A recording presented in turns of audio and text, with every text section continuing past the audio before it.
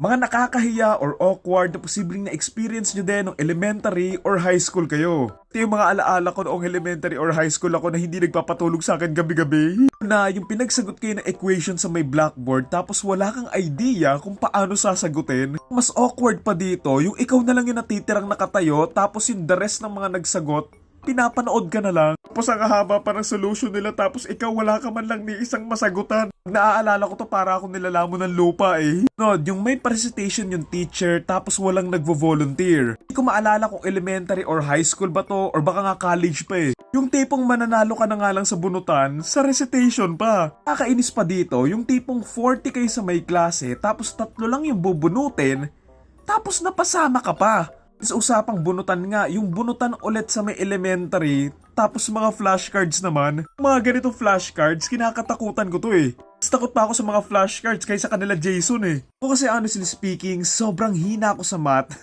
Kung yung basic math, okay lang eh, pero pag may mga letters na, uwian na. Pa nga nung bata ako, sa sobrang ayaw ko sa math, kahit yung multiplication table sa likod ng mga notebook, hindi ko kinakabisado yan eh. Kaya natin saglit yung flashcards ulit, alam mo yung nakakainis pa doon? Yung tipong matchempo pa sa'yo yung pinakamahirap na tanong. Yung sa iba 1 plus 1 lang tapos yung sa'yo may pa-times pa. Ay ba naman tayo, syempre wala nang mas nakakahiya or mas awkward pa sa mapagalitan ka ng teacher tapos mapatayo ka sa gitna ng klase. Tipong nagle-lecture na tapos nakatayo ka lang, sobrang na-trauma ako dito eh. Mas malala pa dito, mapapagalitan ka sa bagay na hindi mo pa ginawa. Tipong sasabihan ka ng, daldal ka naman ng daldal.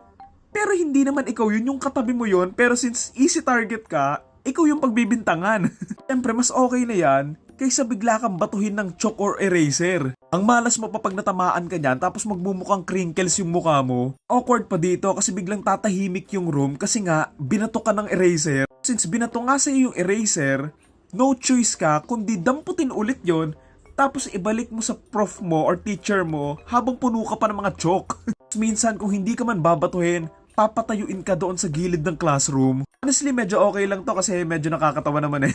Lastly, siguro yung pinakamalala na para sa akin, yung mapapalabas ka ng classroom. Putek, nakakahiya to, lalo na kung sasabihan ka pa ng teacher na, ikaw ba yung lalabas or ako? Siyempre, ikaw na lang.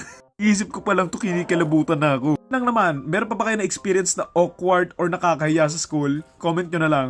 Thank you.